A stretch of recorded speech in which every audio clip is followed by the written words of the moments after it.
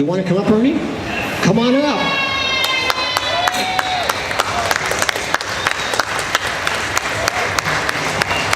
Ernest Cline, the author of Ready Player One and Armada. Ernie, so doesn't this stuff make sense that we're talking about here? Oh my gosh. Oh, thank you. I'm meeting two of my heroes right now, guys. There is no Ready Player One without Walter and Billy.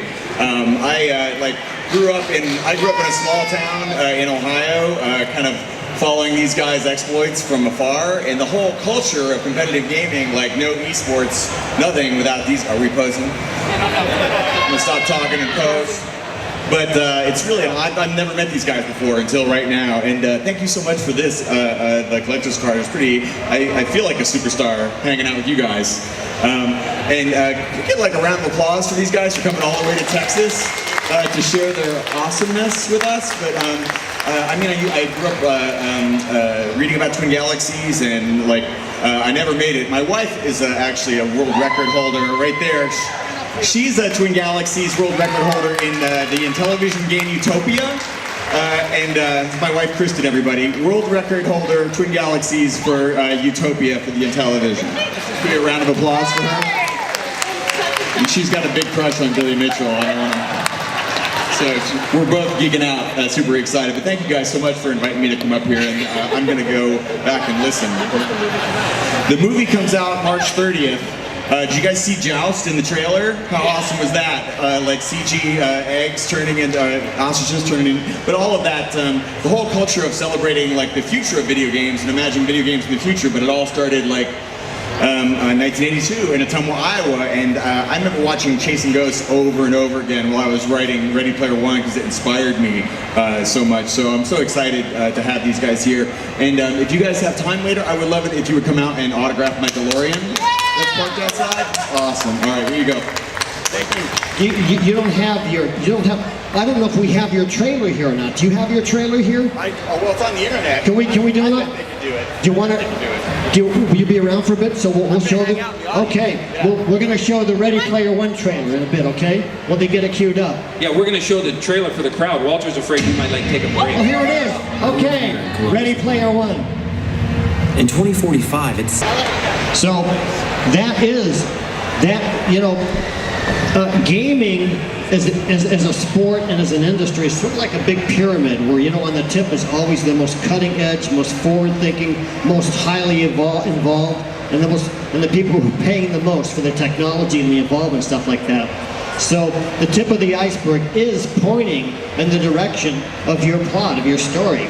And it's not that far out from that already, because there's going to be... Well, already this past Christmas was the first Christmas where you could buy virtual reality headsets commercially, both the Oculus and the Vive, and then the PlayStation. And this next Christmas will be the second one, and there'll be a few more headsets, but then Ready Player One is coming out. That's what's amazing to me about this movie that kind of explores the future of virtual reality, is that it's coming out right at a time when virtual reality the technology is happening finally, and the book is inspiring people who are working on virtual reality. But because it's a Steven Spielberg movie and people all around the world see his movies, it's going to change the speed with which virtual reality is accepted and inspire people to get involved in it. And it really is the future of video games. It's amazing to be born at the perfect time to see Pong and Space Invaders and the birth of video games, and see it evolve all the way to now to 2017, where you can go in virtual reality and you can go into like a simulation of classic arcade games. Have any of you guys done this? Where you can walk up to a Pac-Man game and play Pac-Man in a virtual arcade inside virtual reality. It's amazing to see that arc of in the way that even in the modern era of virtual reality, people are still celebrating classic arcade games. And that was what Ready Player One is about, imagining the far future of video games, but also having it celebrate the birth and the history of video games. The title Ready Player One, that comes from the game Black Tiger, and a lot of other games when you would put in your quarter and it would say Ready Player One, and that was like the signal you were about to get sucked into another reality. And so that was what I was trying to capture, and you guys were a big part in inspiring that. So thank you very much. My pleasure. Thank you. I talked earlier about how video games have evolved from the guys who collect the quarters, and the players were just portrayed as such losers, such morons, knuckleheads. Nobody ever glorified a video game player back then. I'm being honest here when I say I don't think a single manufacturer knew a single video game player's name except myself because I was a nuisance. Not one, none.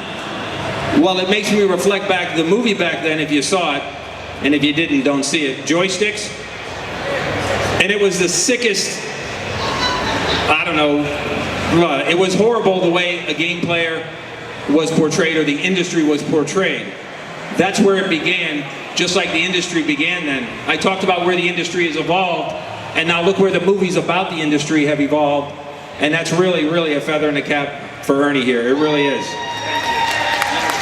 I do. That's so flattering to hear you say that. But I mean, anyone who's read Ready Player One knows there's a part where Wade finds an Easter egg and he has to play a perfect game of Pac-Man. Like that whole section of the book, which is like essential to the plot, isn't without this guy. I have Wade do he beats your time. You can't beat Billy's score because that's the maximum score possible. But all you can do really is kind of do it faster than Billy did it, which is what people race to do now is to get a perfect Pac-Man game faster than he did. But and it's actually already incorrect in Ready Player One. The time somebody's already beaten that time. So it's but yeah. So such a have you beaten your fast time?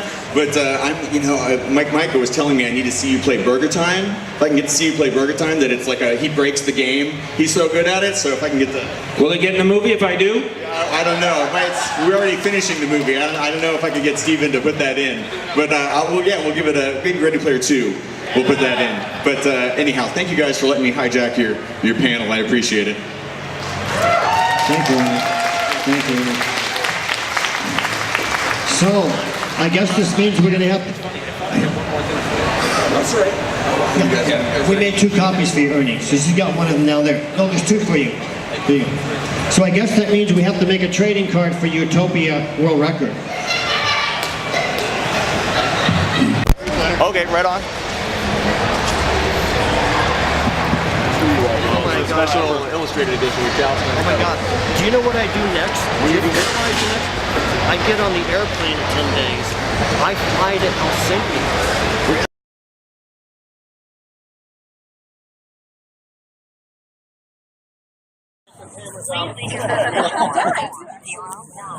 What does the power glove do?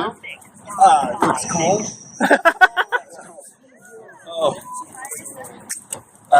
They made them just 81 and 82. And then they went out of business. But I'm going to sign right here. Which one's the best one? I got silver. That's pretty good. Yeah. I'll sign the It's like the sweet spot. Okay, everyone ready? Yes, sir. Thank you. Oh God, it's so hot. I know. Really, my hands are Your skin will literally melt off your fingers. Now the door's locked. We can't get back. Oh, thank you. I do that normally. The great Billy Mitchell. Yeah, here, let me give you a silver one. Let me give you Walter's one. He's never going to be done. Ernest, I love that you're a fan like us. I'm a huge fan of these guys. This is Mike Micah, who you just met. The Ford British who invented the ultimate computer games. He's a local game designer.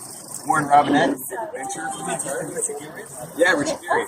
I love Texas, especially in January. No, he didn't make it this year. I think Just wait till August starts. Yeah. Man, that's too Ooh, hot to touch. Very hot. Very hot. Yeah, it's not love yet. I took the glove box and I met him to him, and I'll show you.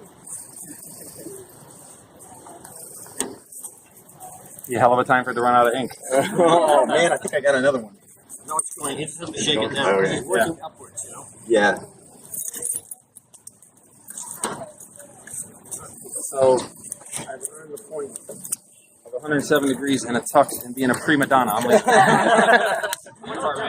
Awesome. you're a good man, Billy. Hey, Jeff, Yes, sir? look up the temperature on your phone. Someone look up the temperature. I think it's 106 now. Oh, yeah. Heat index is like 106 or 107. Billy.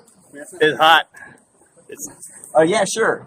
This is where Steven Spielberg signed it. It's here on the glove box lid. Yeah, it's on the glove box lid. What I did is I screwed it to LA. We have the Everybody's like proud of you.